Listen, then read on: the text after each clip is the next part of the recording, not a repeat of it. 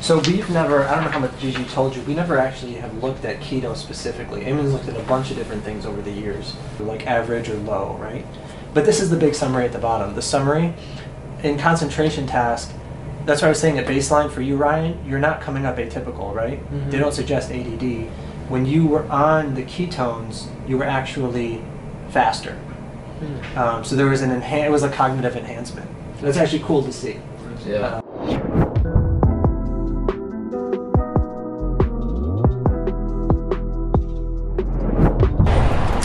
What's up, fam? We're getting our results from the Eamon Clinic today. We're gonna go through it, gonna bring you guys in, see what we saw with both my brain and Josh's brain to kind of check things out, and we'll see what they came up with. I'm very curious. I have no idea what to expect, but really interested to see what we got going on. So we'll bring you inside and we'll take you in and see what's going on. Which camera's gonna pick that up? This one. That one? Okay. Yeah. I'll leave it home for like... Dr. Munir Ali, we're about to do the initial psychiatric evaluation. So this is the part where we go over everything we found, all the data, the scans, cognitive testing, and we talk a little bit about sort of the history and how it all comes together. What form of ketones did you guys take? Like exogenous ketones. Yeah. He took a free acid formula that was a lot faster absorbing. Mm-hmm. I took one. We both took the one that's like the identical one that your body naturally produces. Yeah. So I took a salt-based one. He took a free acid-based one. Okay. When you guys take it, what is it? Is it a noticeable benefit for you in terms of? Ooh. Nice catch. Yeah, it's definitely like cognitive. Yeah. Cognitive focus, alertness for me. Yeah. Yeah, I'd say for me, and one of the reasons why I'm interested in all this is because I don't get a stimulation from caffeine or anything like that, and so I just drink decaf now. Yeah. But with the exogenous ketones, I don't get like this crazy like hype that everyone talks about with like energy and like this boost or anything. And then I've talked with Ryan and other people, I'm like, am I just the work I've been doing with my overall health, am I just high functioning to the norm of where I was and where most people are, so I'm not getting this crazy significant difference, or is there something going on in my body to where... We're going to talk about it. Yeah. It's actually, it's because, I'll show you in the scan, but it's because you have ADD. Yeah. Yeah. And that's what I was diagnosed when I was younger with. And then I have my friend Dave, his daughter is high functioning autistic. Yeah. And so they've been learning a lot about how this works. He's like, that's why you can do the crazy shit you do on your bike. 100%. Because your mind can focus on so many things, but it's also why it's difficult for me to read. Yeah. And like do like normal things. So if you looked at Eamon's book on the 7 types of ADD, you're classic. You're classic in the sense that like, you're actually like best case scenario, meaning like you've taken seriously no, you've taken advantage, like the stuff that you've made into a professional career. People with ADD, usually it's just like a really good hobby, but they're like struggling to like do some kind of a desk job. But you've been able to take that and morph it into like your livelihood, right? So it's like I love to learn now, but like and it's no different than when I see guys that I've seen the whole spectrum, like guys that race cars, I've seen like high-profile lawyers in the courtroom. They're all really good at what they do in the moment. They think quicker than most people. Their reaction time is faster. They can take in a lot of inputs all at the same time. And they're fantastic at what they do in those moments, and people will say stuff like, I don't even know how you did that. Like, you know, you did something that most people couldn't do. And it's the same reason ADD kids love video games. There's like 10 things happening at the same time. Most of the people would look at that and be like, I have no idea what's even happening. But they're like winning the game, right? Would that have something to do with why, like, if it's just silent, I feel fidgety and like just weird, but if like I sleep with noise, if it's constant, absolutely, there's no ups and downs. I'd expect you'd have trouble with sleep. You'd feel restless, and we have a sound box by our bed, and like I'll put on like thunderstorms because Jackie is like, oh, I can do that, but like a static white noise, like I'll fall asleep. It's good for you. Gary Vee is someone I've been relating to a lot because he's like I'm the same way. Like I need chaos makes me feel calm. So I don't explain it when we look at the brain. It's interesting, but that prefrontal cortex. It's ADD when you think about how it lives in the brain. It's the ventromedial prefrontal cortex on the bottom, and it's an understimulated prefrontal cortex. And that's why we use stimulants to boost dopamine, norepinephrine. And if you didn't have ADD, it'd make you feel all geeked up and wired. But if you have ADD, it just makes you feel balanced. Okay. And so you're sensory stimulation seeking naturally. And so when you're in a situation where you have a lot of sensory input and you're stimulated really well, you're in a balanced state. You're more calm and level-headed than Makes ever. so much sense. Like, I get weird if I don't ride, and like, oh yeah, that's something I've been curious about, is like that adrenaline rush for over 15 years of my life. Like, is that why it's hard for me not to ride? If I'm like, I'm not gonna ride for a month, it's like 2 weeks. I'm like, so it's not going to hurt you in the long run, and people think of it as the adrenaline rush, but really you're just like you're always looking for that balanced state. So my whole thing is, if you live your life like that, you'll be really good at things like BMX, but you could find yourself just being bored in every other situation. And then it's like life. so like trying to find other things. So that's the thing. So if you wanna, you know, it's really good. It helps you do what you do really well. But then at the other, like when I see like lawyers, they'll tell me in the courtroom they're like phenomenal, and everyone's like, you're like unbelievable. But outside of the courtroom, their life's a mess, right? They're like at home with the wife, with the kids. Yeah. You know, my office. It's just like they hate the mundane stuff. It's like emergency room docs. It's like in medicine, emergency room docs are notorious for that, because they're like quick. They're like known for like taking their vacations and going like skydiving, and then like coming back and doing ER shifts. They're like, so people find ways to make it work. But the key for me are two things. People, when I start talking about treating it and balancing that all the time, right away people say, well, hold on, I'm going to be just as good as I was at all those other things, and you still will be, especially if you're old enough and it's like a learned skill. But the key is that you just feel balanced and you're not looking for it. Like you're not chasing after it. Like you're itching to do it all the time. That's one of the big take homes for you. Yeah. Besides sleep. Yeah. That's why we're here. And for you, Ryan, we're going to talk a lot about stress. Like stress and the emotional circuitry. That sounds right. So,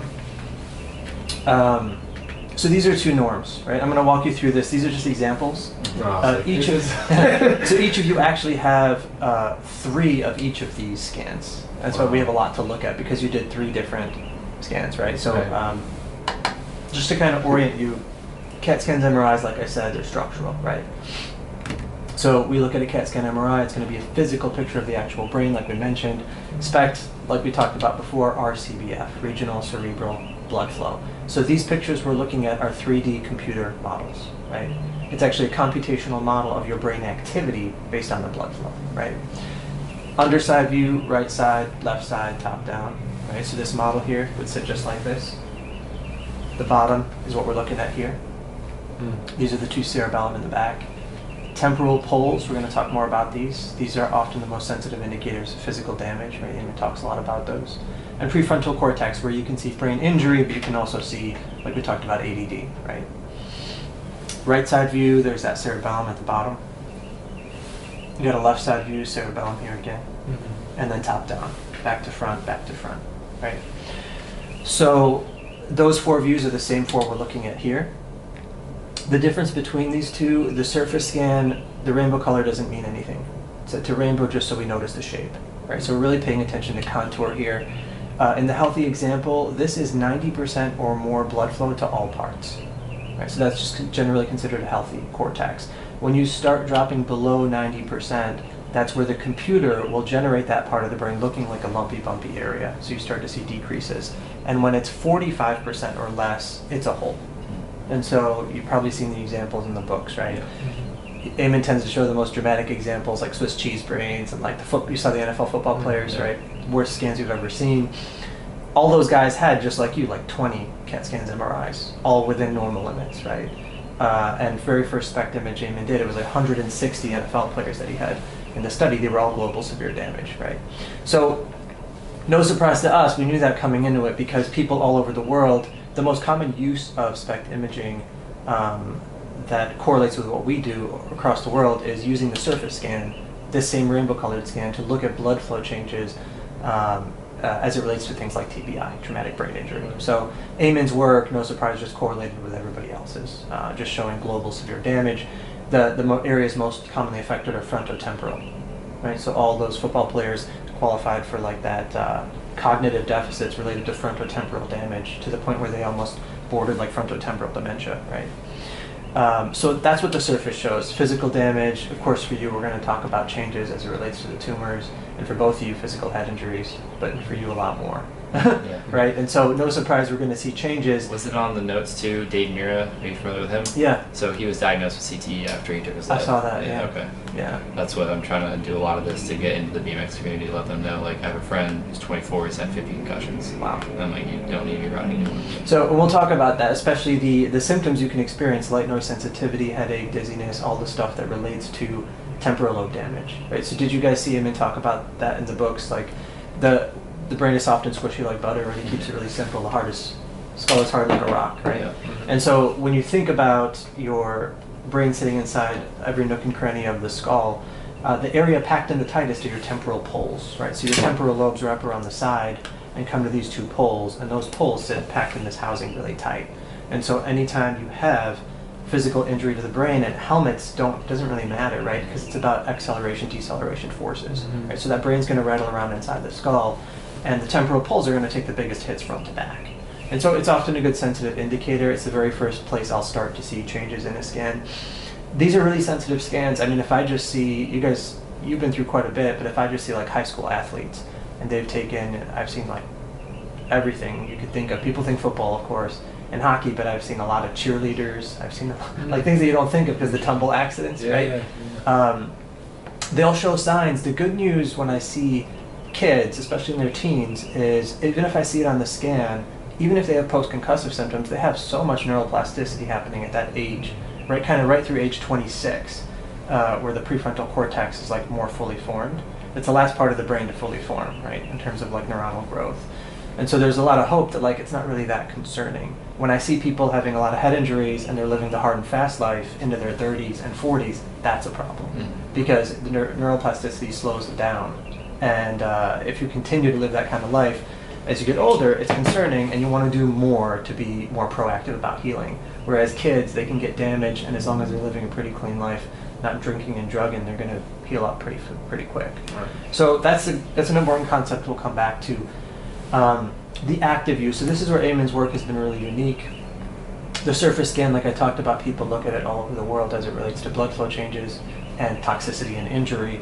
But Eamon said we can't stop there because the emotional circuitry that we care about in psychiatry related to the cingulate, basal ganglia, deep limbic, and temporal, those are the other four he always talks about, they sit nestled in the center. And so we have to look past the surface, which is called the neocortex, into the center of the brain, and that's what the active view allows us to see. And so when you look at this, you have to sort of think about, sort of imagine you're looking right through the surface into the middle, and the color gradient is important on this one. So the blue is set to 50% tracer uptake, the red is set to 85%, and the white is set to 95%. So the easy way to think about it, blue is sort of average activity, red is active, and white's super active, like white hot. Again, healthy example, what Eamon found over all these 30 years and all these scans, no surprise, is the cerebellum's always kicking nice and red and white hot. Up to 50% of your brain cells are packed in just these two areas. Right? So anatomically, that's pretty amazing. It's just these two areas are so dense. The rest of the brain shares the other 50%. It's like the brain of the brain.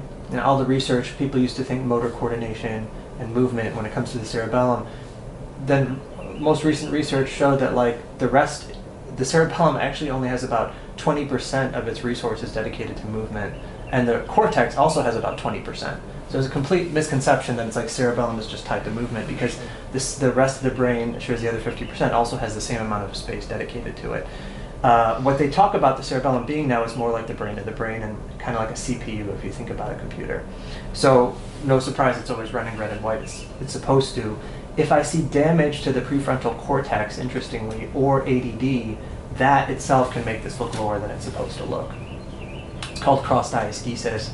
It's this whole concept of how damage to one part of the brain can actually refer low activity to the other. And if you look at the actual circuitry, the way things are wired, it's complicated, but there's cross tracks this way and this way. So we'll talk about that a bit. And then this is where, like I said, blue is considered pretty average. Little bits of red are considered normal, but when you see too much red in any one system, it's overactivity. You see white hot in that system, it's like really beyond the normal limits.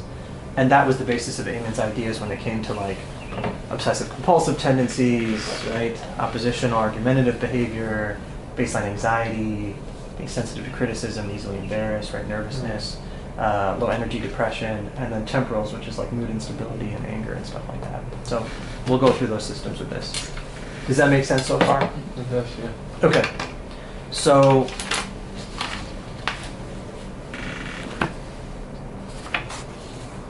I'm gonna lay out all the scans for each of you. We're gonna do it like this. Sweet.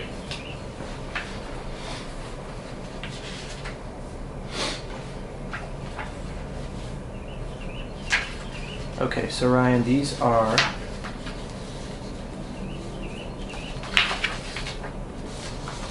your surface scan, base, concentration.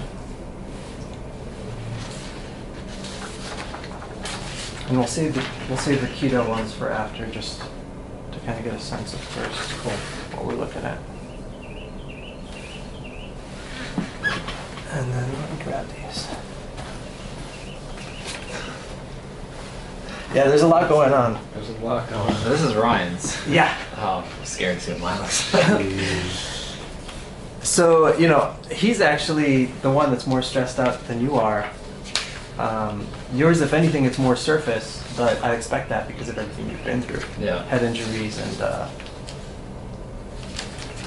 everything else besides. So these are your keto scans. Okay. Base and concentration, these are yours. Your names are here on the scans. Oh, cool. And this, it says right there.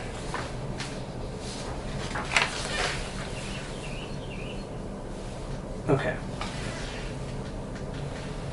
And I'm going to label these up too. We're going to kind of walk through them together step by step. Resting. You mind getting a photo of mine after, since I'm using my phone to film?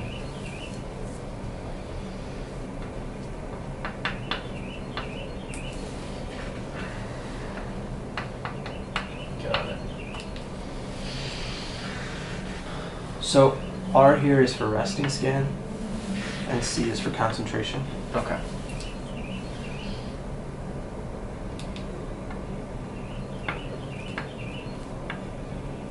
Basal ganglia, and then there's this line across the top, which is the cingulate. The ECG.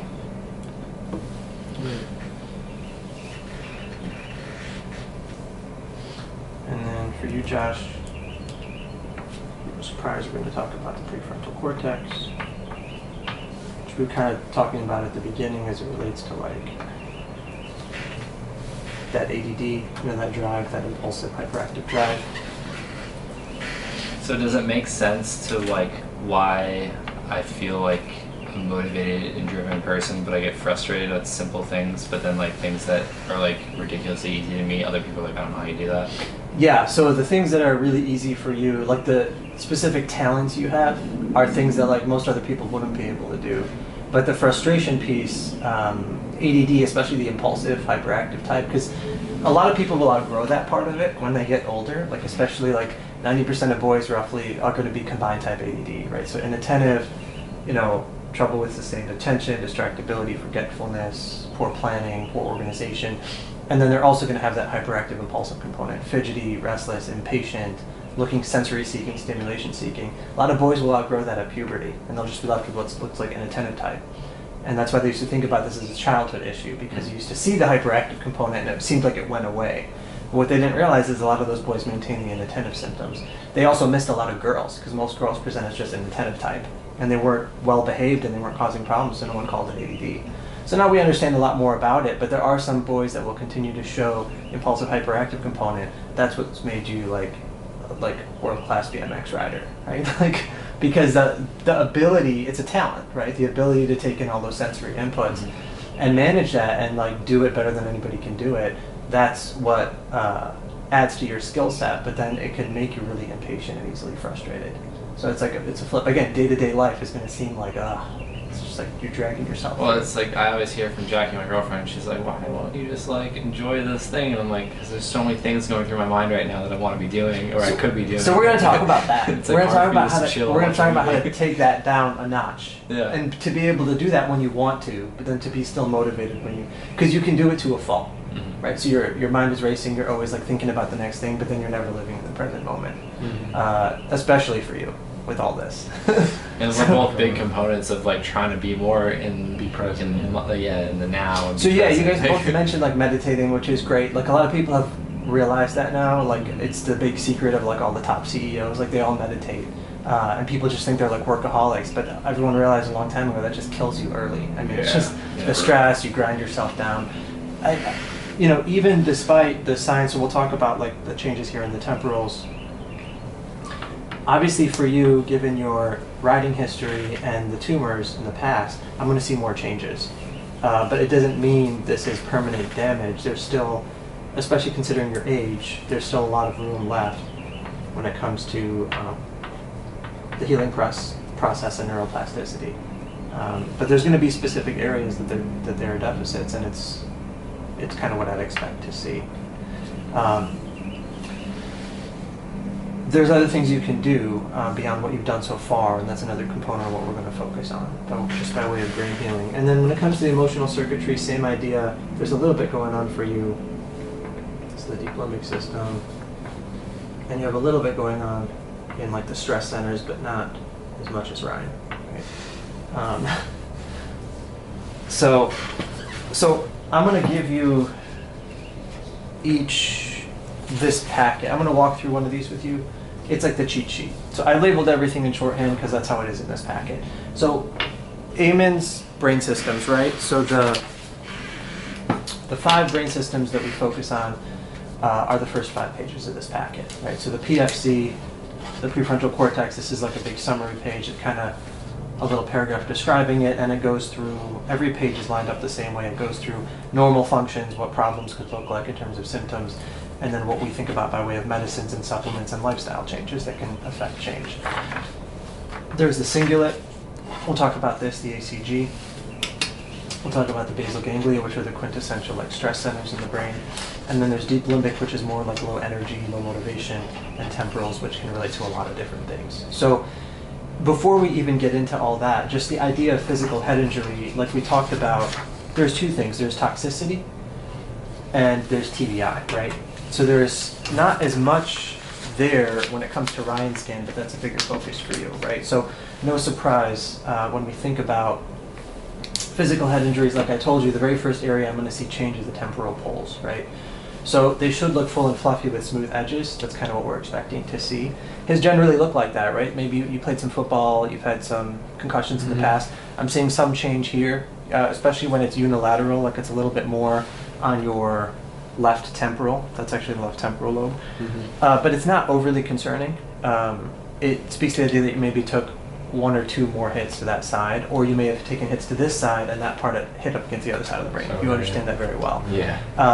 But generally it's looking pretty smooth. When I look at changes here, some of this could be, I'm going to pull your scan report, that way you can. So Ryan, this was your scan report as it pertains to these 4. And then there is another scan report for the keto scan, comparing the keto to this one. But we'll look at that in a second. Very cool. This is your keto, Josh. This is your regular one. So it's a lot of technical jargon. I usually don't even give that to patients. But I just wanted you to have it as a reference because I'm going to give you your keto report. And the keto report specifically says, in comparison to this, tells you what the differences are. Oh, very cool. So it's a bit technical, but what it mentions in that top paragraph for you, Josh, is basically that this is what we'd expect to see, right? So our scans are actually read by our neuroradiologist and our scan readers out in California, and they look at it in slices. And so when they look at that, they take into account certain specific things, like when they see a scan like yours, they're going to look at the history and say, were there signs of tumors or brain injury? And so this makes sense. But there are certainly some deficits when it comes to areas that are still low. This undoubtedly looks better than it used to. Just because of everything you've done by way of good diet and exercise. Like people often come to us and they're like, give me that crazy supplement, or is there some kind of med that's going to like supercharge me? And I'm like, nah, not really. Yeah. Like there is, like I can treat things and you're going to feel better. But the basis of that, if we think of it as a pyramid, the foundation of the pyramid is good diet and exercise. So that's where you guys are like way ahead of the game. When it comes to things you can do beyond, one concern beyond just thinking, okay, well, you've had brain injury in the past, you still continue to ride, right? So you have to be mindful about that.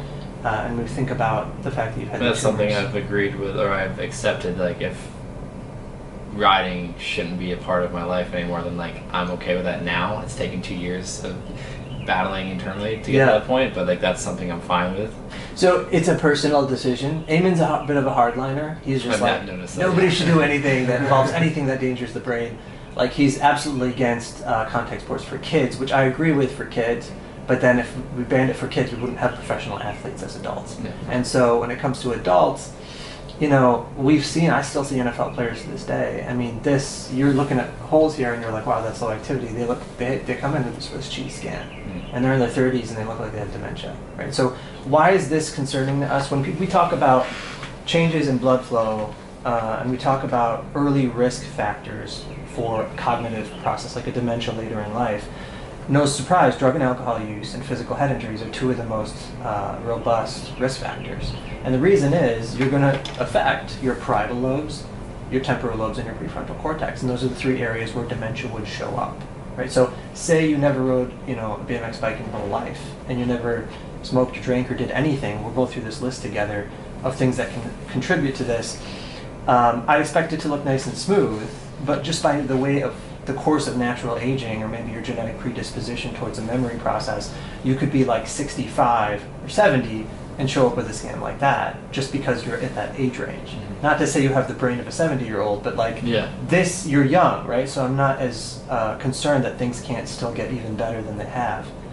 But just to sort of explain to people that you're sort of, if you already have a little bit of low activity here, you may not feel that in terms of cognitive processing until your later years, but you might feel that in your 40s and 50s as opposed to somebody who would have felt that in their 60s or 70s. Yeah. Does that make sense? Yeah. So it's the concept of brain reserve, right? Eamon talks a lot about that. So when we think about toxicity, it's a combination. So some of this undoubtedly is going to be physical injury, and that's kind of that pinching on the outside edges of the temporals, and then some of the holes here across the top. I'm assuming this is going to be the site. I don't know if they told you what the site was of the tumor specifically. So the original one, the scar starts here, goes back here, but it was located right here. I can show the MRI actually. Yeah, so that's exactly what we're looking at right here. Okay, and then the four I live with now, there's one here and one here about the size of blueberries that shrunk after Gamma Knife, but it's from the original. Mm-hmm. And now on this side, I'm not sure exactly where they are. There's two other smaller ones. Okay. I haven't seen the MRI of that actually. I just got the report read to me from the doctor. And so we're seeing it right across that specific part here, right? Mm-hmm. This is the back, this is the front. That's where we're seeing it. And no surprise, if there's isolated areas of low activity, I expect to see it because of the tumors. It was 8 centimeters long, 4 wide, 4 deep, pushing. It's a meningioma, so it's pushing into the brain. The MRI looks crazy. Yeah. So the other components, though, right? So those are factors beyond your control. Obviously, good diet and lifestyle. There's a lot of research now supporting that you can actually, head off the progression. There's a lot by way of cancer research now and tumors, but when it comes to just like lifestyle factors, right? So the surgeries you can help. These are all lists. This is a list of things that can affect toxicity. Mm-hmm. So we see people come in with any one of these that can actually have a scan looking like this. For most people, it's a combo. Drug and alcohol use is the number one by far. So I've seen scans, beyond the tumor, signs of tumor that we're seeing that look a lot more disadvantaged than this in terms of low activity, but it's all drug and alcohol use, mm-hmm. like purely. And that is where we see people that are like, if they get sober when they're young, they're lucky because their brain has a really strong chance of bouncing back still. But it's the people that kind of struggle into their 30s and 40s and beyond, like I said, that it's even if they get sober, it's a really hard road to try to bounce back from. So does it mean you can never touch anything again in your life? No.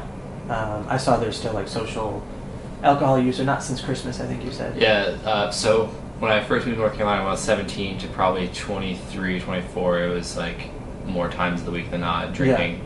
And then smoking, not cigarettes, but smoking weed started in 2009, I think it was 21. And then all those things kind of tapered off around, was that 2015?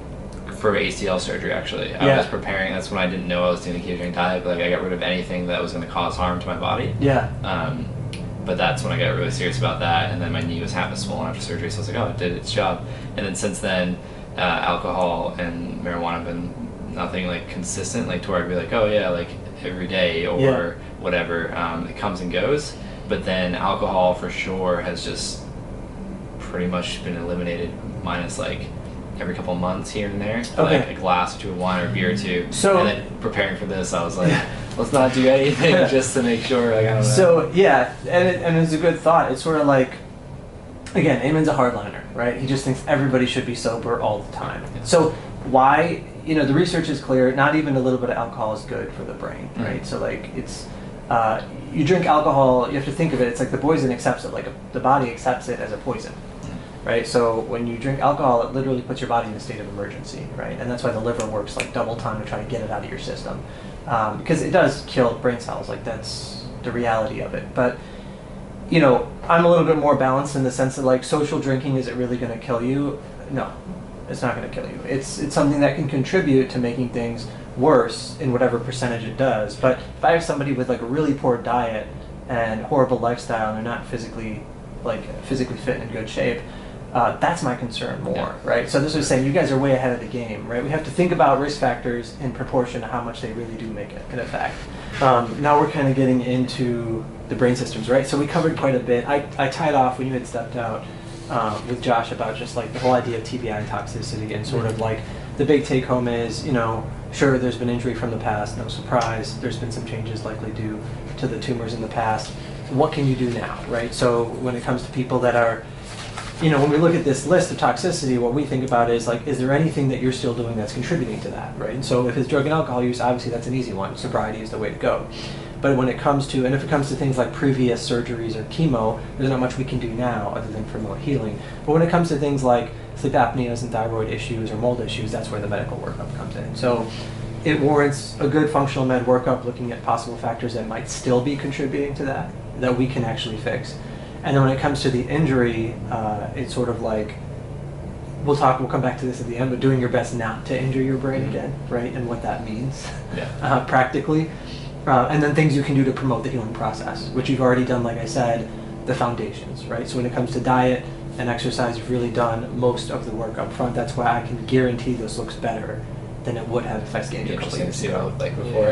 Yeah, so and Eamon's done that. It's really cool over these 30 years of brain imaging. He's done serial scans. It's really cool to see. People will come and see him and then have like an incidental TBI, like a car accident, and they come back and get scanned again. You see the clear differences. Wow. Yeah, and then he'll track them, right? He'll scan them again after the TBI like a year later to make sure that they got back to baseline kind of thing. It's cool. So we tied off, by way of general supplements that I could recommend by way of the toxicity of the TBI, for sure the high dose omega we talked about. The brain boost, like I said, I'll write out those details. It's 4 to 6. We gave the football players 6, but even if you just did 4 a day, which is a typical serving size, that would be good. So now thinking about brain systems, so prefrontal cortex, right? So when we think about the prefrontal, we look at it in the context of the CPT testing as well, right? So when we think about the CPT, and I'll go over that more when we look at your keto scans, the CPT is the Connor's Continuous Performance Test. So that X test you took while you were scanning was actually a test for ADHD. Okay. It's a test, it goes through all these different parameters, and I'm going to give you the full report. So, yeah, so no surprise, yours came up positive in the context of low activity in the prefrontal. Yours didn't, Ryan. Yeah, so you have the low activity there, but either you're compensating to a degree, but low activity in the prefrontal that is at rest and persistent in concentration has always been what Eamon's correlated with ADD symptoms. Mm-hmm. So it might be something that has come on as a result of injury. So like I told you, I can't flesh out how much of this may have been contributed to by injury versus the ADD, other than the ADD part is really ventral medial prefrontal. It's like the center of the bottom. So ventral means the bottom end, and then the medial, ventral medial prefrontal. So it shows up like holes right in the center there, as opposed to damage, which will look like damage from the outside in. And so you're both showing it to a degree, and yours is a lot more. Yours is to the level that I'd expect you to probably notice clinical symptoms. And that's what we talked about at the beginning, right? So like really good at certain things, and like sensory seeking, stimulation seeking. The whole gamut. I don't know how much, neither of you really talk too much about the inattentive spectrum, but that correlates with all the stuff you think about when someone tries to do academics. So sustained attention in routine situations, trouble with procrastination, careless mistakes, distractibility, organization of time and space, planning, right? So all of the stuff that takes higher executive functioning. And that's where a lot of people, when people talk about treating ADHD with diet and exercise, that's the parts I see people compensate a lot. And so, because you can get a lot going with that prefrontal cortex despite having an ADHD. So it doesn't mean like you're doomed to have those issues. But then there's the other component, which is that hyperactive impulsivity piece. Like we talked about, it's impulsivity, maybe poor judgment, disinhibited. You can see a whole slew of those symptoms. Fidgety, restless, there's like the whole gamut of ADD. So what do people do?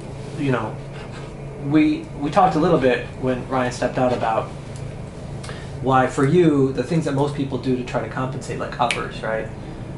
Energy drinks, coffee, nicotine, meth, cocaine, like whatever it is, people just to get themselves going, they might try to do those things to compensate. For you, you might not feel any bit of a difference because you have something going on with your hormones.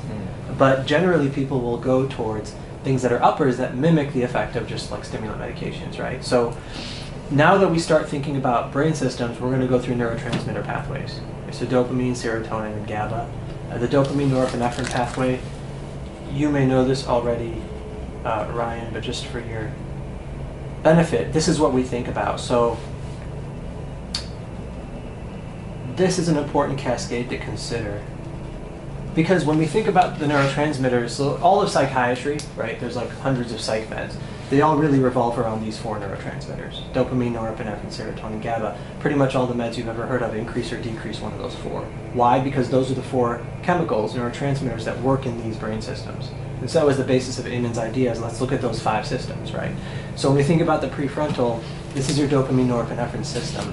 When you think about this cascade, this is naturally what happens in everybody's body and brain. DL-phenylalanine, DLPA, becomes tyrosine, becomes L-DOPA, becomes dopamine, becomes norepinephrine, right? So what do sympathomimetic stimulants do, like Adderalls and Ritalins? They go in and boost dopamine and norepinephrine in the prefrontal cortex. Like that's why they get the job done, right? So this low activity is, by definition, like I said, an understimulated prefrontal cortex, right? And so when you use stimulants, people always think that's like a misnomer or kind of funny. Why would you give a hyperactive kid a stimulant? Well, he's hyperactive because he's understimulated, so he's always sensory seeking. And if you stimulate him just enough, he's balanced. And then he can feel nice and calm. You do that in your adult life with BMX riding and working out and talking publicly. Like you said, anything that gives you a rush, it's going to make you feel like really good. The thing I worry about, though, for people like you, both of you a little bit, but more for you because the ADD is more prominent, is that it's also tied to your mood. So it's going to be tied to your mood and motivation. So that's the issue. We're going to talk about it with the deep limbic system. Like, you might find it hard to just like enjoy things in life unless they're like really giving you that stimulation. I literally tell myself to enjoy the moments that I should be when I'm not. So, but you have to like inherently, cognitively tell yourself, I need to do this. I need to feel this. Yeah. It's not just naturally it's frustrating as hell. So when I see that low motivation piece that can be part of that, tied into that, that's when I think about other things that can promote baseline dopamine levels. So like when we think about DLPA and SAMe, those are actually studied for low energy, low motivation depression, like a dopaminergic depression. And I've used those with great success with people that present with that really low energy, low motivation depression. You're not to that extreme, but that's when I think about supplements that I have to promote this dopamine pathway that can contribute to lifting your baseline dopamine levels. Medicine alternatives. So now that we're talking about brain systems, everything I tell you by way of supplement, there's a medicine alternative, right? Because we're doing the same things.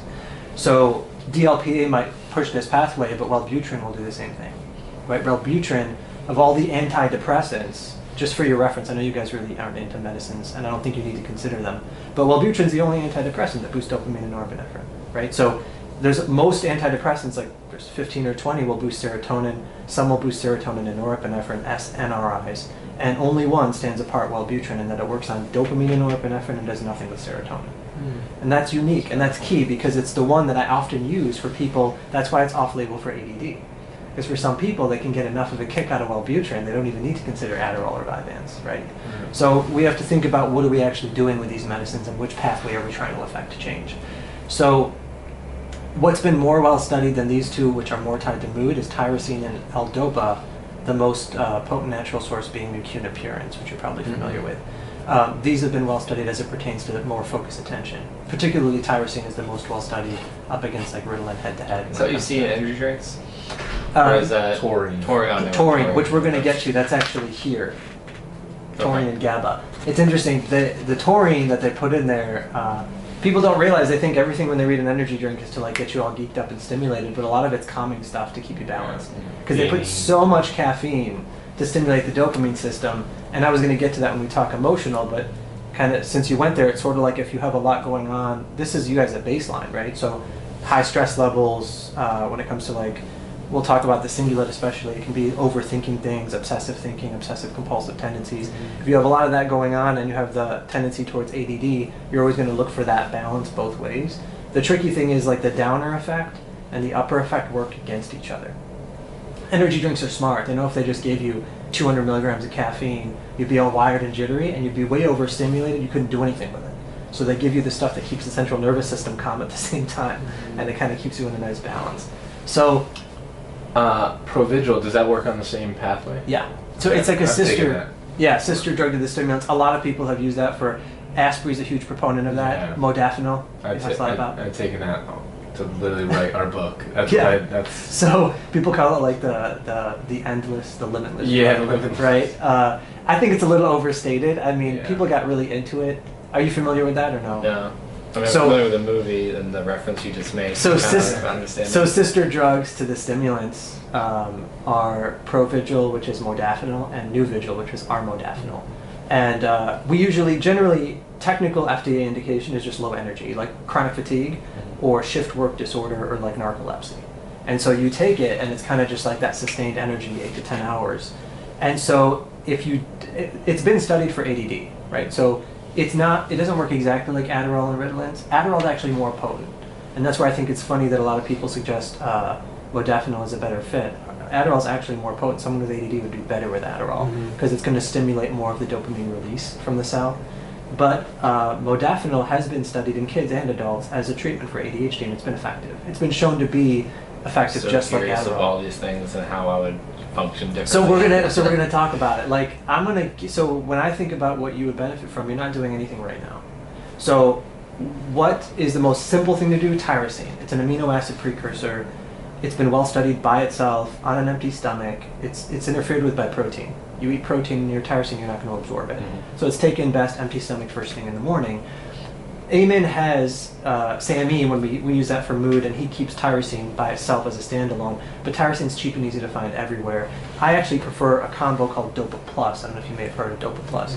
That's probably the best I've found. So I've tried with patients, because ADD is a huge thing that I treat, and Dopa Plus is the best I found short of a stimulant. It's I'll put this in your report. It's by Pure Encapsulations. It's the one I like the most. And the reason is they tried to make a synergistic combo to promote this pathway. So they put in tyrosine, mucunapurins, which is the L-dopa component, green tea extract, and rhodiola. And there's also like quercetin in there too. And then they also give you the necessary cofactors, which is like methylfolate and zinc and magnesium. So it's mindful that like, hey, for this process to work, you need to have good high levels of methylfolate and zinc. So it like throws that in there with it. And it gives you the tyrosine and L-dopa, which are the two precursors that were studied for focus attention. Green tea extract, it's not caffeinated, it's for the polyphenols, like EGCG, I'm sure you're well aware of this stuff. It slows down the breakdown of dopamine. So the COMT gene, which is one of those pharmacodynamic genes we talked about that we can actually look at to see how fast you break down dopamine, that gene that breaks dopamine down, or that enzyme, from dopamine to norepinephrine, green tea slows that down. So it slows down the breakdown of dopamine, and then rhodiola has actually been shown to reverse norepinephrine back to dopamine. So anything we can do to get dopamine to stay in a dopamine state, that's what it does. It's the best at what I have, short of actually giving you a stimulant medication. It's, technically it's dosed at, and I start people right at the full dose, it's 3 caps twice a day empty stomach. But for some people, they actually do up to 6 all at once first thing in the morning. It's pretty potent, so I start people with 3, and I might have them work up to 4, 5, or 6, like every couple days, try a bit of a higher dose. I've had good success. Sometimes people do 3 and don't feel anything, 4 they don't feel anything, and then they hit 5 and they're like, I feel it. So I tell people stay the course. But that's one thing I would recommend for you, in the sense that like, it won't, like I said, people worry about treating this too much because it's like what makes them talented, but at the end of the day, I'm like, it'll make you feel balanced. Yes. So you can find just like a balanced life, but still be good at what you do. And for people that really want to get this under good control, if the Dopa Plus isn't enough and we get 6 caps first thing in the morning and it's not giving you what we're looking for in terms of like that that balance, then I do consider stimulant meds. And adults, you did the Ritalin when you were a kid, but generally for older teenagers and adults, we use the Adderalls. So long acting, you don't want to do the short. We've moved away from short for most people. So short acting, it kind of peaks within 2 hours and comes down within 2 hours. So you have a 4-hour duration, but it's like an up and a down. It can feel like a crash. And it used to have to be dosed like TID 3 times a day, breakfast, lunch, and afternoon. And the long-acting's got rid of that because it comes up, it has a little bit of immediate release, it gets you up, and then long-acting kicks in and it plateaus and keeps you there, and then it comes down. So Adderall XR or Vyvanse. And I'll write that in your report even, like, hey, we could try Dopa Plus, and this is exactly how you take it, this is how you dose it. Your medicine alternative will be a long-acting stimulant, right? That's for the prefrontal. You know, the emotional circuitry, this is where things came up like way higher for you. And just because we see it doesn't mean you have like a major mood disorder or anxiety disorder, but it's there. And so you're probably doing a lot to manage it. At rest, it's interesting, it's actually less, but when you go to concentrate, if anything, it's like more present. And the cingulate particularly, and the basal ganglia, which is the GABA system, are two issues for you. So the cingulate is, it's your brain's gear shifter. Helps you be just sort of go with the flow, easygoing, cooperative. People that have high activity in the cingulate can have just a tendency to hold on to things. They get stuck on thoughts, maybe even trouble shifting away from things, excessive worries, obsessive compulsive tendencies. I want things just a certain way, or kind of get upset. Like it's just like I need things to be how I want them, and overthinking things. That's the easiest way I could talk about it.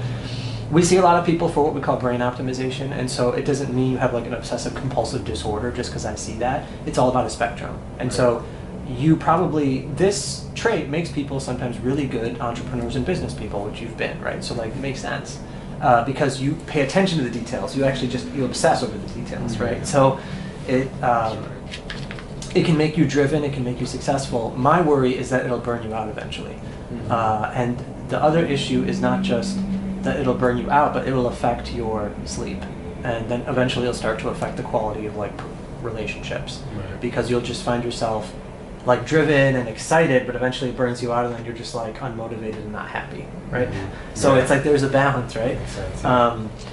That I'm going to come back around to supplements versus medicines, but this is essentially the serotonin system, right? So SSRIs, people, it's a misnomer to call them antidepressants, right? That's why they're first-line treatment even for anxiety and OCD and all of these things, because it calms the cingulate. The alternative we use, of course, being 5-HTP, which we'll come back to. But the other big thing for you, and you have a little bit of these things, but they're like really prominent for Ryan, is the basal ganglia, which are the stress centers. Makes sense. You're kicking in like white hot. And this is like, this is the one system that's the most dynamic. If you're under a high level of stress, you'll see it.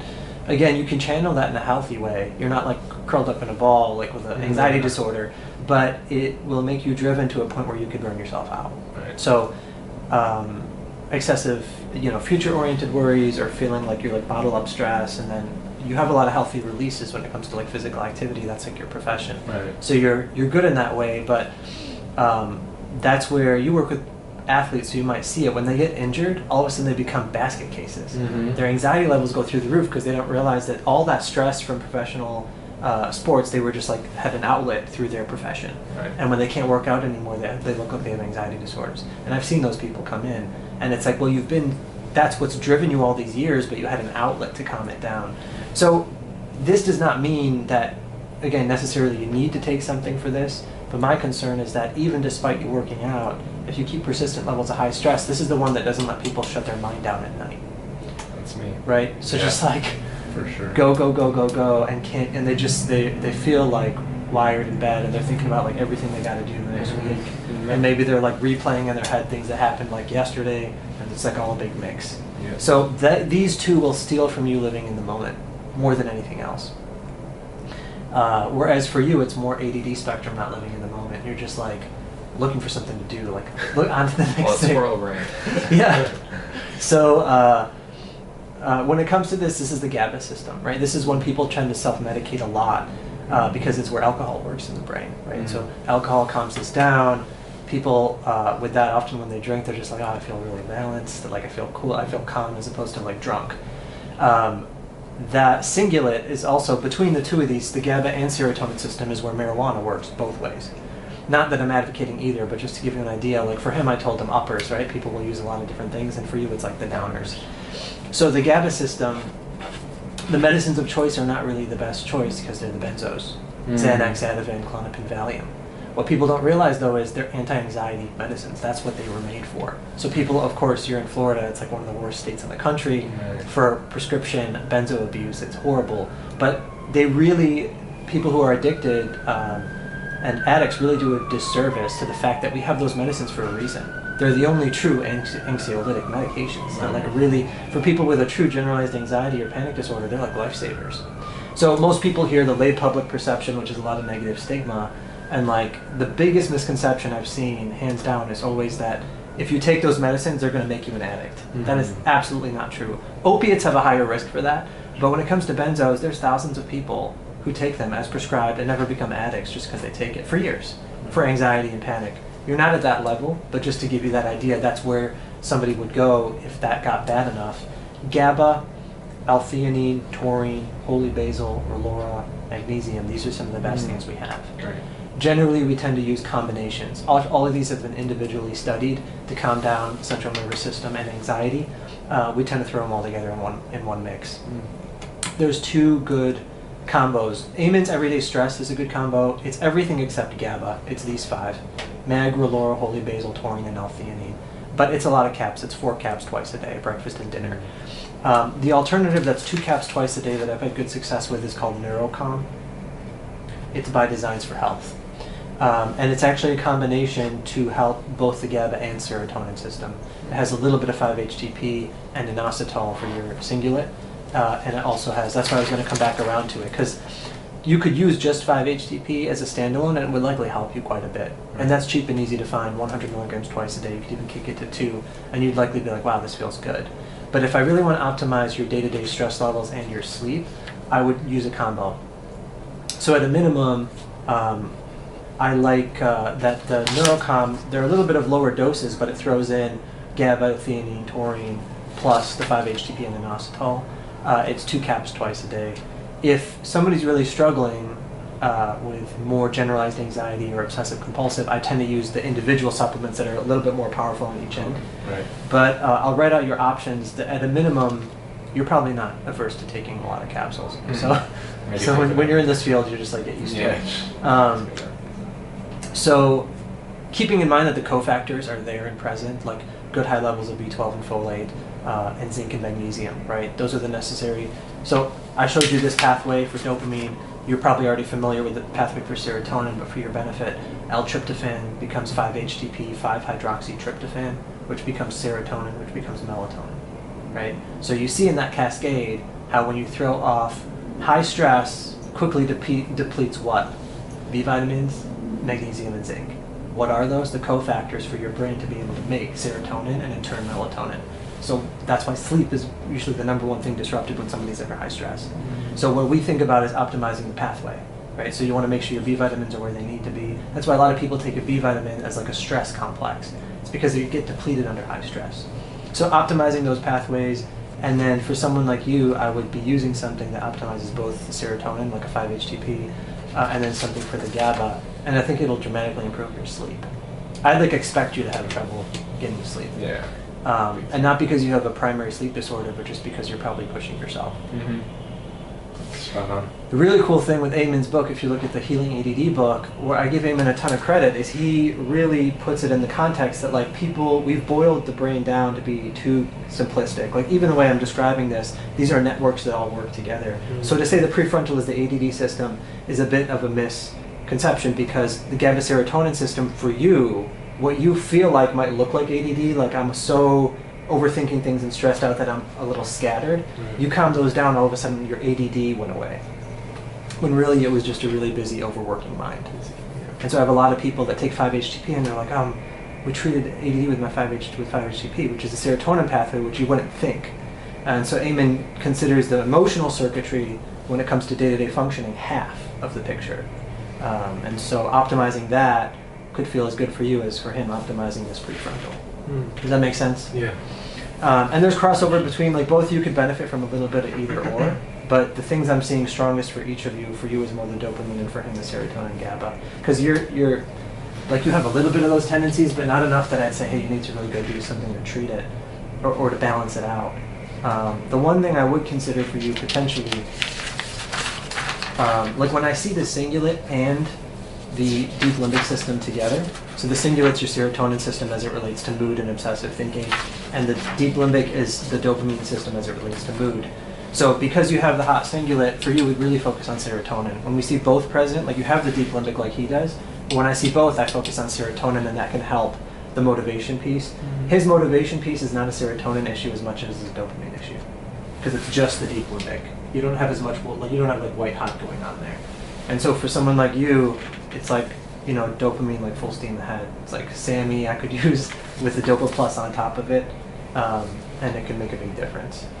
So there's like, you know, I tend to stick, functional medicine, my criticism of it on one end is that it's great about optimization, but too many people see a functional doc, you may have experienced this, and you walk away with like 20 bottles of stuff. Yeah. And it's like, you don't know why you're taking what.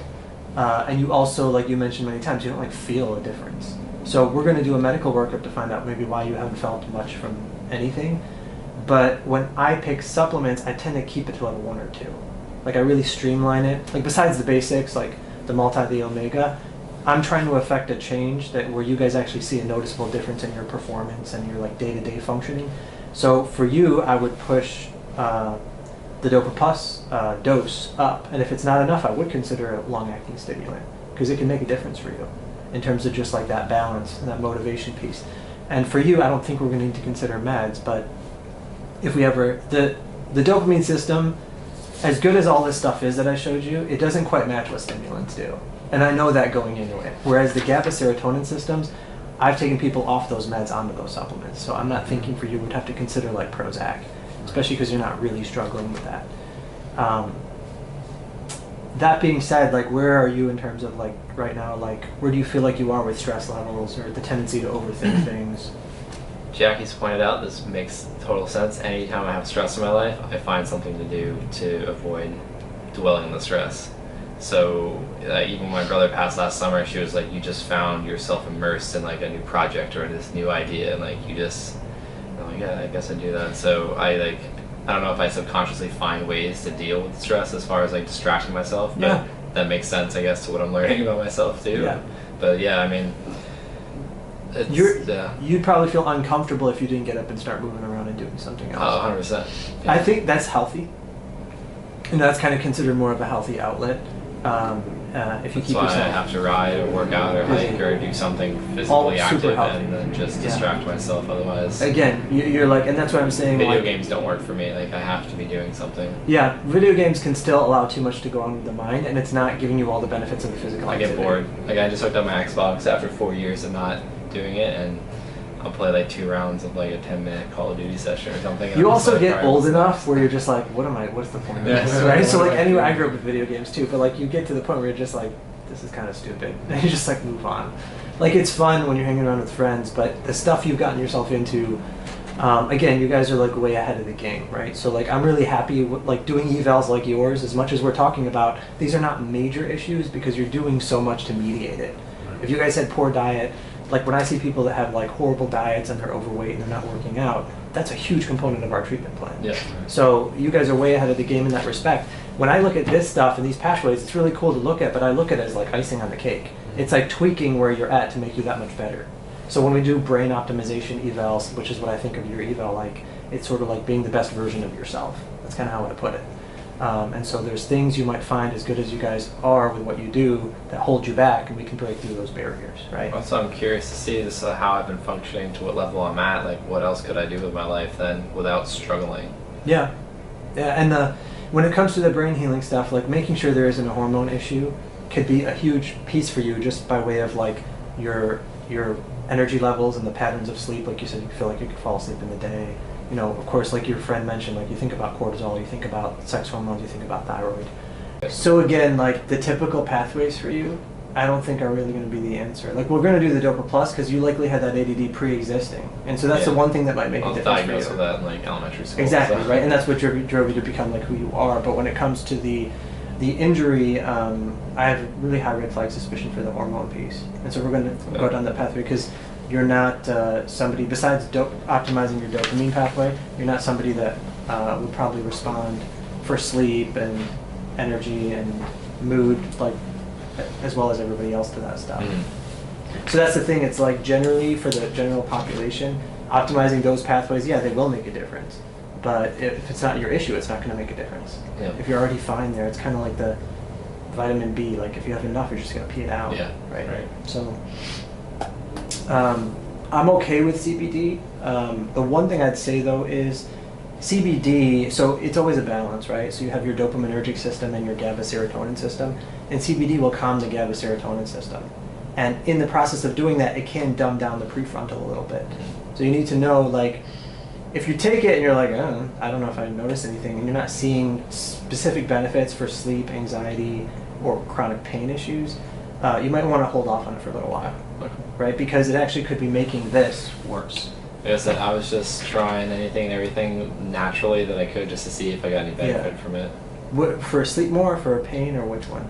Sleep. Okay. Yeah. Let's use it right before bed. And that's, I mean, the only reason I've really kept up with marijuana over the years was just because with sleep. And then, you know, a little bit I saw with like tumors and cancer and prevention. And then actually, when I got originally diagnosed, before I saw my surgeon, the neurologist couldn't figure out why I wasn't having seizures with that massive of tumor. Still doing what I do, flipping and spinning. Yeah. And he saw my report, you know, no drugs, I just use marijuana. And he was like, oh, that's probably why you're not having seizures.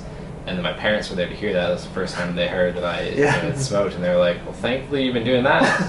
And so I just, you know, kept up with it. The neuroprotective. But then I get over like the smoking aspect and like my holistic health journey with nutrition. Yeah. Went from, all right, so I'm using whatever papers and stuff. Well, let's get rid of that. Let's get raw hemp paper, organic hemp paper. Yeah. And then, okay, let's get rid of the light. Let's get, you know, raw hemp, organic beeswax covered, you know, hemp wick. And then that turned into, okay, let's just go to a vaporizer. Yeah. And then that turned into edibles. And then it's like, well, shit, like I live in North Carolina. It's probably never going to be legal in my lifetime. I don't know. So like getting tinctures and edibles was kind of like near impossible. Yeah. So that's when I just kind of was like, yeah, well, maybe I just won't do it much anymore. And was it recreational for you, or did it actually make you feel good when you first got into it? So I noticed it would help me sleep better, but then also it would like anytime especially after Mira passed, my brother passed, like it would just help me like calm down. Yeah. Anytime I get like overly stressed or like anxious, like I would just I couldn't tune things out, and I was like, all right, like. And that would just be. So you had like a reason, right, to feel anxious, yeah. And so that's the thing about the basal ganglia. When I mentioned it's like the most dynamic system, like if I scanned you like right after the passing of either one of them, likely I would see that white hot, right? So it's the most dynamic in the sense that like you have a reason to be stressed out or feel a bit anxious, and it's going to be overactive, but it doesn't mean you're stuck like that. And so where you're at now, you're in a more balanced place, and it's probably a testament to the fact that you can talk about those situations and not like right now get like all worked up about it, right? So enough time has passed, and that's sort of what we consider just the normal spectrum of human emotion, right? Like too many people are like trying to categorize just regular normal spectrum, happiness, sadness, depression, like as depression, anxiety, when it's like you're supposed to have anger and anxiety as part of the normal spectrum. So again, where you are now, I wouldn't treat those things. But it makes sense to me why you would have liked marijuana at that point, because it comes down to basal ganglia. Yeah, and it was never like, it was like my rule, like even when I was competing, or especially when I was competing, was like at the end of the day. Like it was like, I'm not going to be a stoner, I'm not going to wake up and like, I had friends that rode professionally. You would never expect those types of people to smoke, and they would smoke before their contest runs. Really? And I could never do that. Well, it probably decreased if they had some kind of like higher level of baseline anxiety. It kind of keeps it down, so you can perform better. But the risk is if you do too much, you have to do just enough to keep the anxiety low. Because if you overdo it, now your cognition is slowed. Yeah. Your response time, your reaction time is slowed down. And I was always afraid of like it being a part of my life, or going like those dudes like gotta find weed to the contest, and I don't want to do that. Yeah. So it was always at the end of my day. And well, it's interesting. It's like, in fairness to those guys, you're not wired to want to do that.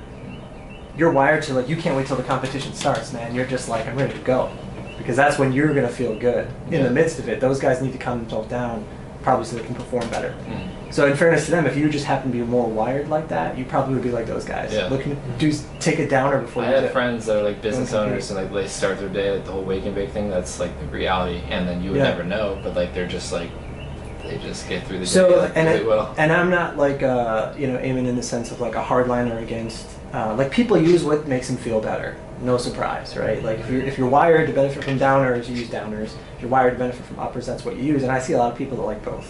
Mm-hmm. And people think it's crazy, but they're like drink and smoke, but also use cocaine at the same time because it like makes them feel balanced.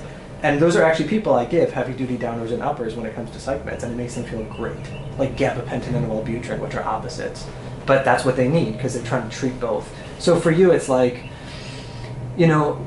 marijuana, if it's a social thing you can get away from, which it sounds like you mostly have, I'd probably recommend it.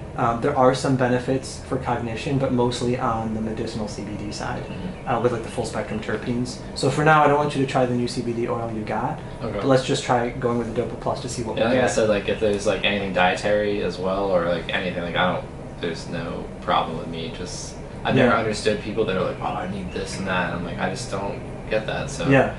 Again, if it's riding, like I don't want to ride, like, that's fine. But I just want to take care of my health. So the riding, let's tie off on that, and then I'll show you the ketone scans and the report. The riding, it's like, I'm never going to make that decision for somebody, Yeah. right? When it comes to risk, certainly you're at a high risk because you've had tumors and you've had brain injury in the past. Does it mean that like continuing to have injuries is going to cause you to have like an early dementia? Nobody can say that right now because you're still really young. And so as long as you're living a clean life and you take the preventions, like a helmet does make a difference, even though we're like, it doesn't change the fact that the brain rattled around in the skull. A helmet does have some protective measures to it, but it's not going to prevent you from further damage on top of what's been done just because you're wearing a helmet. The nature of your sport, it's sort of like if you're doing it, you're doing it, right? It's not like there's not necessarily a way to do it like halfway, right? Because it's all about the Well, it's always been my struggle the last 2 years. It's like I'm able to ride that same level. I just don't compete. So if I'm going to ride, I'm going to ride. I'm going to do all this. That's kind of the thing Yeah. about extreme sports in general. It's just like if you're going to do it, you got to do it extreme. That's the point. I understand what Mira went through before he retired, just like the struggle. And then you saw it with him. He went on to boxing. He wanted to rally.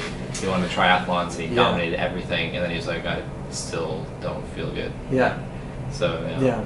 So, in terms of taking a break, like when I have people that take a focused attempt at like balancing hormones, if there's like a pituitary issue, and doing things like high dose omega and the brain boost, and maybe considering even hyperbaric, I usually tell them that might be a period of time where you want to take a break from any potential of re-injuring. And so we see a lot of professional athletes, and that's what they do. Because it's sort of like, well, as much as we can get this brain up to speed, to like as optimal as it can be, that's at least a good baseline to go forward, because if you still show signs of injury and you injure again, it's only going to be compounded. I have no obligation to ride. I have no sponsors paying me to ride, no contests. So it's just like because I love it and it's fun. So if it's like, take a break for a year even.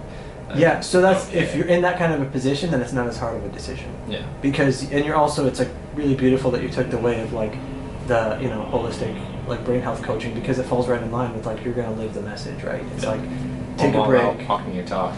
And it sure says it'd be the change Does in it? my city. Okay. So I believe in that 100%. So and to focus a little bit, let's see what the medical workup shows. Let's get some of the higher maybe dose supplements going, and maybe the Dopa Plus. And then I'm going to ask Chapek, who's the guy that does our pituitary hormone workup for TBI. I'm going to ask him also his opinion on injury for you, and like the use of hyperbaric given their. Oh, and Gigi mentioned to talk with you about finding someone locally in Raleigh, and if I have to come back here, it's not a problem. It's like a 6-hour drive or a quick 45-minute flight. Yeah. But and also about speaking with someone to work out a partnership with hyperbaric oxygen. Oh yeah. Especially with the partnership we're creating together and speaking and content creation, all that stuff. Definitely, yeah. So I'll show you our chamber again. Oxy Health is like one of the biggest in the country, and they go to all the major conferences, and they've run a lot of the original research for benefit from hyperbaric. They sell hard chambers and soft chambers. The most expensive soft chamber they make is like, I think the one we have, which is the XL size that can fit the football players, and it's like 22 or 24,000. But when they get to their hard chambers, they have portable hard chambers, but they're like 80,000. Yeah. So we're actually thinking about trying to get one in all the Indian clinics, but it's a bigger investment. We don't have enough people that really use it. We actually just keep it so people can try it. Yeah. We don't regularly use ours, but we support that research. Eamon did a lot of research to support it as well with TBI. Justin is our point of contact. I can definitely put you in touch with him. He's the OxyHealth rep in terms of like their company, and like they will actually do like sponsorship stuff where they can maybe like if you're going to run research, they'll like sponsor you by giving you the equipment, which is really cool if you do it in partnership with them. When it comes to finding a local doc, what Gigi was getting at is that you guys are traveling to see me for this eval, and I'm going to keep in touch with you, and we can do like as part of the eval, we get follow up in a month, and we can touch base as much as we need to even between the appointments. You can call me, you can email me. But when it comes to the functional piece, I've done a lot of training in functional specifically. Like most of the psychiatrists in our clinic system would say, you need a good functional workup, talk to Chapek, and he would just like order it right from the start. I'm going to order it for you, and we're going to run it through the insurance, and most of it I can interpret. But when it comes to specifically the hormone imbalance related to TBI, I want you to see Chapek for a consult. Okay. That will be before you find someone local. The good thing about Chapek and Philaday is they can prescribe to you from afar. If say we need to do some level of testosterone or thyroid replacement, he'll prescribe for you. Okay. And he's able to do that because you've met me in person. So he's like an extension of me. He's like within our clinic system. So we do that a lot for our memory program patients because they also get like a powerhouse functional med workup, and they often need treatment, but they go home to like small town Alabama and there's no functional med docs. So we do that a lot. That's a start. The only reason I'd start there is if you were coming in with generalized issues, I see someone in their like 40s and 50s, like, I have chronic fatigue, autoimmune disease in the family, maybe it's my thyroid, maybe it's my sex hormones or something more basic, then any good functional doc can treat it. You go to ifm.org, you find a local doc. That's how I hook you up with a local doc. Yeah. And you should still look into it, like I'll mention it in your report, to have a local resource. But even here in Atlanta, as good as we have like 15, 20 good functional practices, when I send somebody specifically for TBI hormone workup, they don't get it. So it's basically looking at like all the hormones that can be affected by the pituitary damage, but sometimes they don't understand why Chapek's recommending what he recommends, and they give a little pushback. As open-minded as they are. So I have a really good functional doc I see myself, just as my PCP, and I sent him a TBI patient that I shared with Chapek, and there was like, of the 4 or 5 things he recommended, there were like 2 of them he didn't understand. And so even after talking to Chapek about it, he still didn't quite get it. Because Chapek's done the treating with Mark Gordon, which is the specialized training specifically how to balance hormones after TBI. Mm-hmm. So I'd want you to start with Chapek. The cool thing is he can prescribe for you. If you then carry over to a local doc, it's easy. Okay. I mean, if you don't recommend I have someone local that I need to see regularly, local, then that's so fine. if you were older and you needed just a regular PCP, since I was 16, exactly, so. right? So that's what I'm saying. Like most people in the 20s and 30s don't need a PCP, and you're otherwise really fit and healthy. Is like you're pushing the limits when it comes to the physical activity. I'm not worried about you having someone local. If you had ongoing multiple medical issues, I'd say, yeah, you need someone local. Even though Chapek could be like an expert one-time consult, you find somebody local to take over. I still want you to look. It's not a bad idea. You'll find some functional docs that do take insurance. So your Blue Cross Blue Shield might pay for you to even see a functional doc. I'm gonna put all that in your report. And the actual slip, like I said, I'm gonna make for you. But when it comes to the riding, like taking a break for maybe upwards of 6 months to a year, it makes sense. It's less stress for me because it's more time in my day to do other things. So let's see. So Ryan, this was yours. And the big difference between these reports is like this first paragraph here at the top, the number 1. It's going to say like compared to this scan, the baseline scan.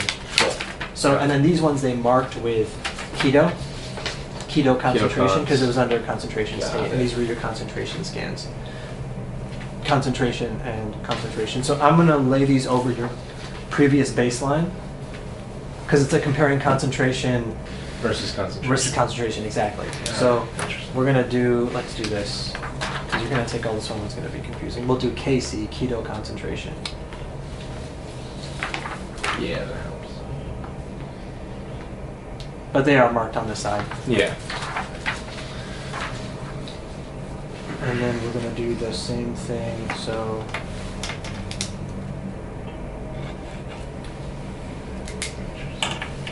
Gosh, this is the same thing for you here. That's the report.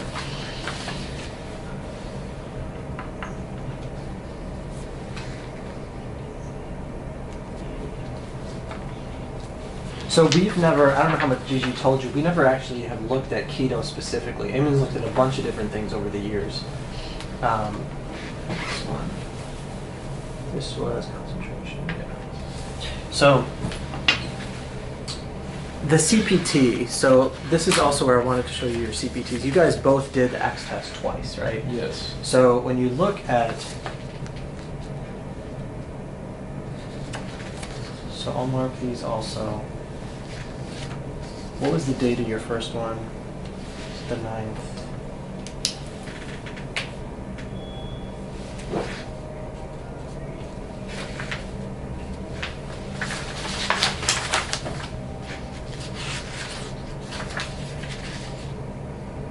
And Brian, this was your 5th was the First one. Yesterday was the 9th was our. okay. Ryan and Ryan. Okay. So when we look at these, so the CPT, Connor's continuous performance test, it's what we use to keep somebody in a concentration state.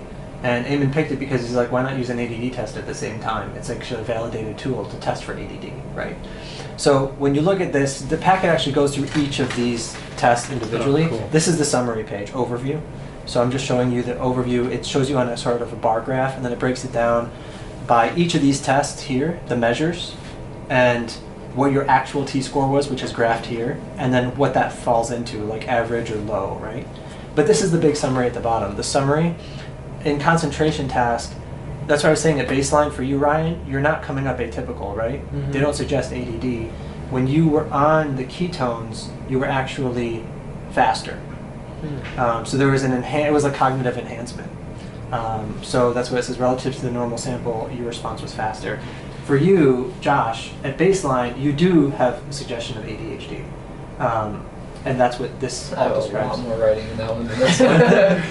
And then, so that's basically, it's showing you kind of on the bar graph, you kind of want to see things. You see, like, generally you could say, like, the levels that are high here, you want to see them, like, lower, like, faster response time. Got it. So here you're, like, a little bit better than you were without. And that's why it says you were faster this time.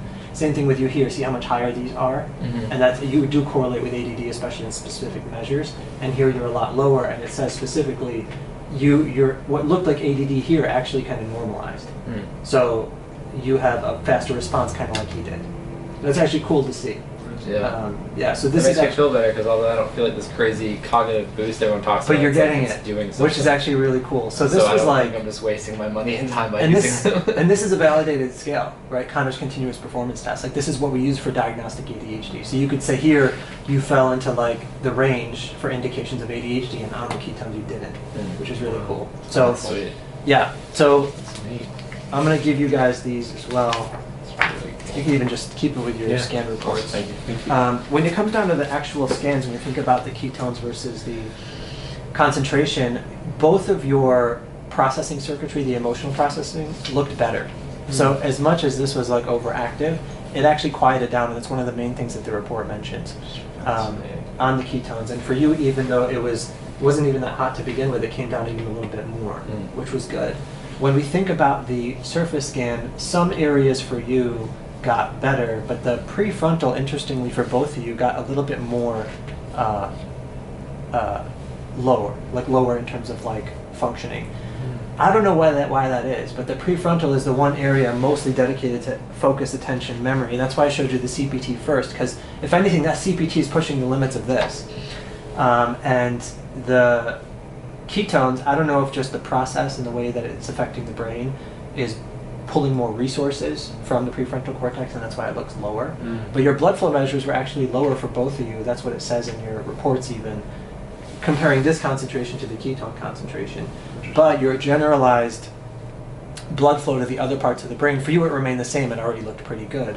And for you it got a little bit better. So some of these areas here you can That's the notice first thing I aren't noticed. as prominent. So that's really cool. But I have no like specific explanation as to why. Like again, Eamon's never looked at ketones resting versus or one versus the other, but I'd be curious to ask him what he thought about it. But your prefrontals come up a little bit lower. So overall performance, clearly it was improved. I don't know if, because we have a good baseline for you under rest and concentration, it's easy for me to know that like this is under the state of ketosis. But seeing lower activity here doesn't necessarily mean a bad thing. I don't know if that's something that over time would positively affect the prefrontal even though it looks lower in real time, or negatively affect it. I don't know. This one looks more full too than this one. Yeah, so Not that's even just those two areas, but just exactly. So you can't even fully appreciate it in the 3D scan. So the 3D scan is actually for your benefit, for me to show you. But again, they look at it in slices. Yeah. And so the reader who actually looked at the specific slices, that's the report they typed up. Yeah. That's why I gave that to you, where it says compared to the scan on April 5th. That's where it lays out the details, where it specifically mentions for both of you that all of the emotional circuitry got better. It talks about the cingulate, basal ganglia, temporal. All of it looks much more improved, which is really cool. Because I didn't expect to see that. I expected to see more blood flow to the surface and no change here. Right. And we actually saw a lot of decrease here, which is the part that can make you overthink and can make you stressed out.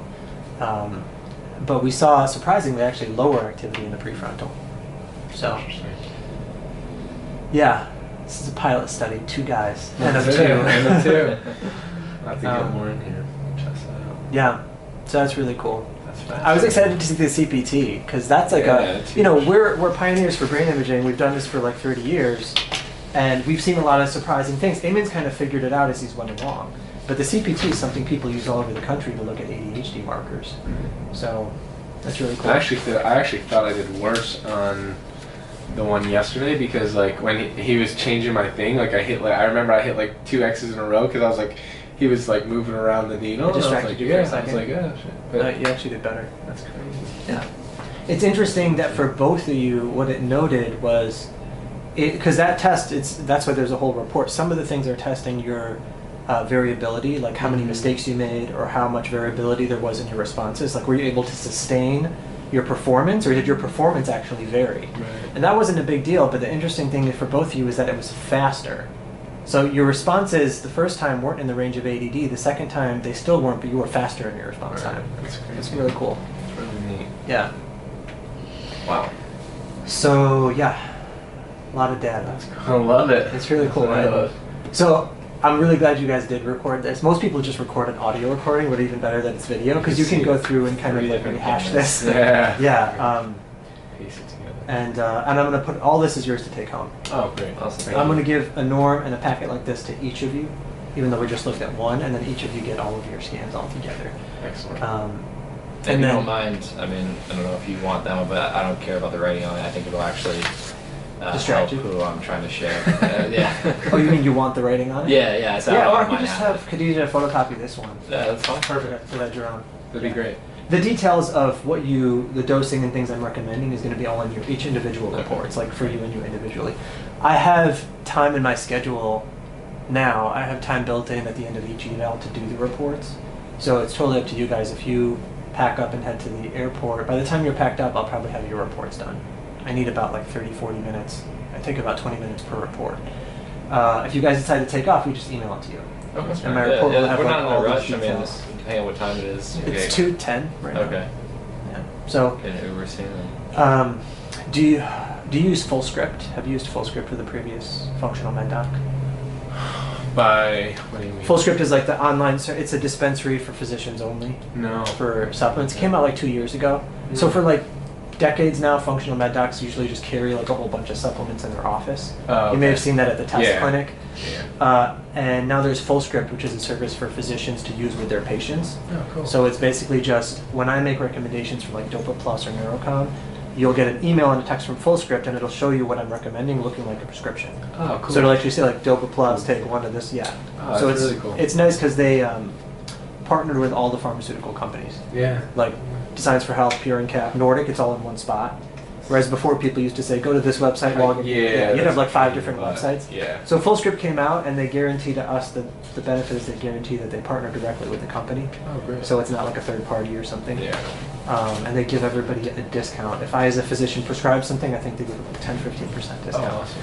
I don't know, do you have supplement accounts with your own No, company? we Okay. don't. So, we don't give supplements or mechanisms. okay, so I'll send you each a full script that says for him Dopa Plus and for you it'll show you the Neurocom No problem. and the 5-HTP.